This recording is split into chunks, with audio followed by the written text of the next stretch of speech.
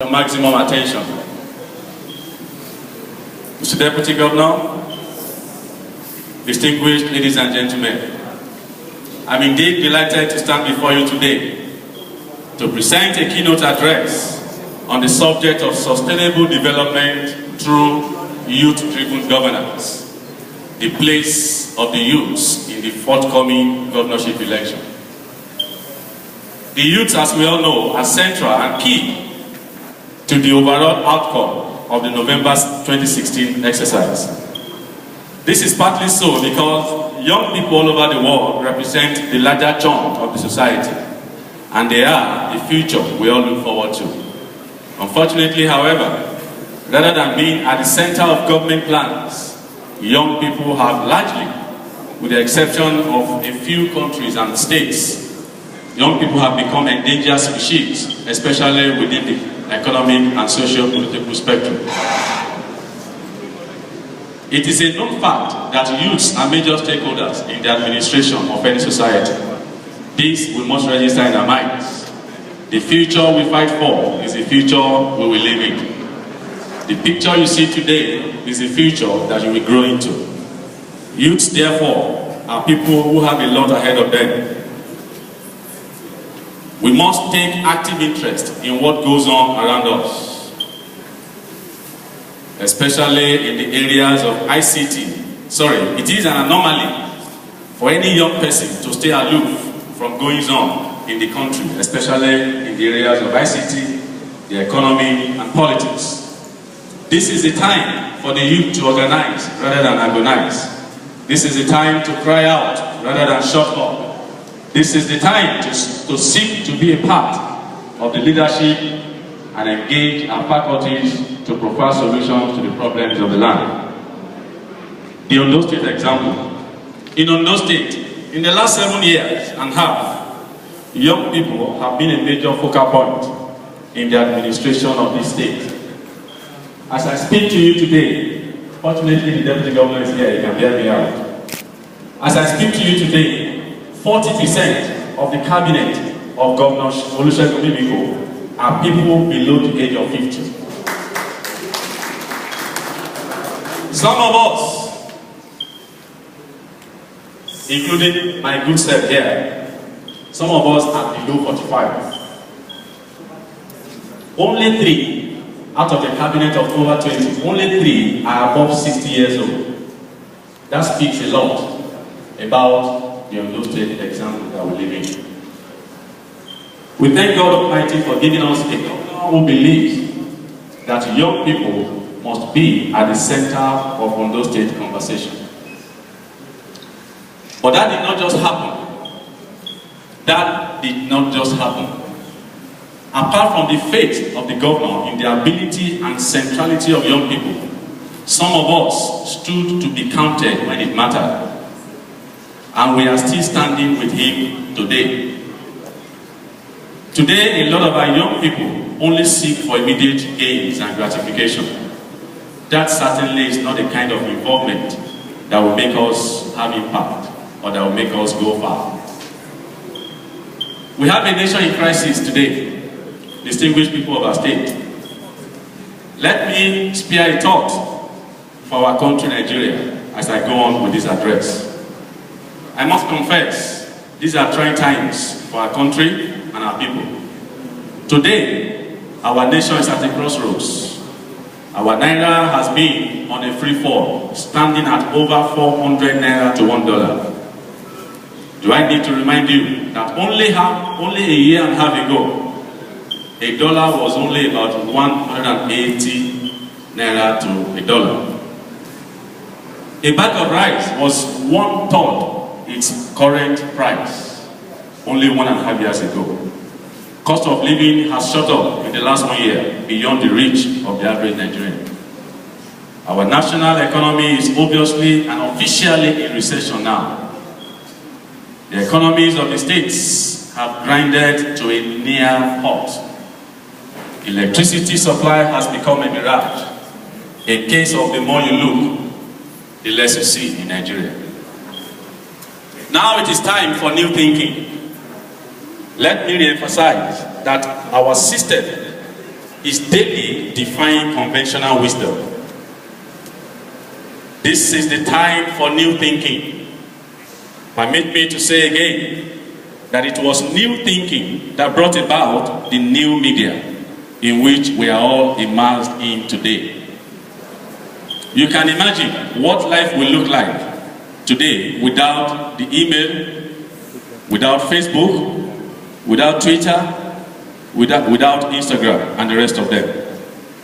Old thinking may not provide solutions to new problems. We must therefore at this time put on our thinking caps in order to provide fresh solutions to the challenges of this nation.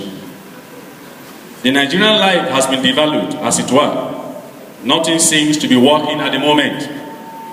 The signs are ominous, and all we get are excuses. I ask you today, how long shall we continue on this path to nowhere? It is time for young people to speak out and to take charge. Otherwise, we may not be where we ought to be. And of course, they may take our future from us. The Nigerian conversation cannot be complete without the young people involved. Our lives must count, our future must be guaranteed, and we must take our space. As youths, we must properly appreciate the enormity of what is on ground in our country, Nigeria. Let us not be deceived. We must understand the issues and the perspectives. I believe this is one of the reasons we are gathered here today. Re-engineering the social architecture to emplace young people. As a country, we must re-engineer our social architecture to place youth development at a prime position. Young people as major stakeholders and the most vulnerable must be at the center of our national discourse. Youths unattended to translates to social vices and an unsafe society. In other words, any government that refuses to invest in youth development is investing in crime development.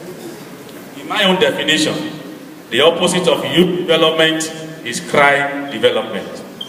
Youth undeveloped is society undeveloped. I must say, therefore, that we have no other choice than to pay particular attention to young people and the myriad of challenges confronting them on a daily basis. And if we must make today create that future we desire, young people must be involved in the decision-making process. That is the way to go. I make bold to say, no man can shave your head in your absence. Young people must take part in the decisions that will affect their lives.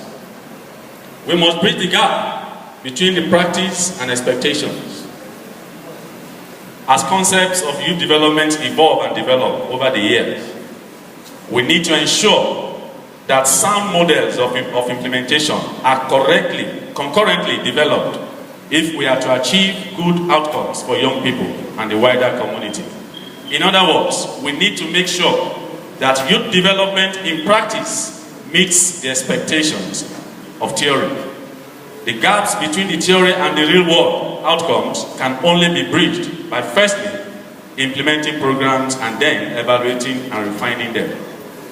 A primary goal of youth development is to increase young people's involvement in decision making. However, the justification for including young people in decision making is not singularly about youth development. It is also the essence of representative democracy. To ensure the voice of a substantial part of our population is heard. Youth participation in decisions affecting their lives is a right recognized under the United Nations Convention and on the rights of the child and young people. What do I mean? Youth participation in government and governance is a right of young people. It is not a privilege, and I thank God the incoming governor is listening to us. It is essential for community-based projects which support young people to have substantial youth input, a concept which is now widely supported. Extending this concept, young people should not be limited to making decisions on issues presented to them, but should also be involved in wider processes, for example, determining which decisions are to be made and how they are to be made. Hence, youth participation operating at a high level means young people in governance. Now we must generate ideas. As youths, instead of complaining about bad government policies, we must begin to put heads together and bring out very clear, very imaginative and reasonable ideas on how better our system can run. We must continue to generate ideas for better living. Ideas, they say, rule the world. We must be proactive rather than reactive. We must redirect our focus on the solutions rather than bemoaning the problem. This is the time to anticipate problems and provide solutions before they emerge. In other words, we must start to think ahead. Tomorrow begins now. Young people, there is a fresh opportunity right before us to rebuild this nation and make it what we want it to be. Let us remember the age-long saying of, as you lay your bed, you will lie on it. What manner of bed do we intend to sleep on? This is the time for us as young people to start laying it. No man builds a tower, the Bible says, without first counting the cost. Building the tower of the future begins with counting the cost now. If we sit down, the destination will not move towards us. We need to rise up, take a step, and probably run towards the future we desire. Hardly is any good thing freely dropped on our laps. Even in Freetown, we are told now, nothing is free anymore. There is a price to pay. The question is, are you ready to pay the price? As I conclude, distinguished ladies and gentlemen, let me remind us, young people, that this is for us, that this year for us is a year of critical decision and choice as we seek to ensure that our dear state remains on the path of steady progress and continues to make the interest of young people a top priority. I urge us all to rise up and seize this moment. We have seen an example of what leadership should be, and we cannot afford to play politics with our future. When a man promises you a new clothes, check what he is wearing himself.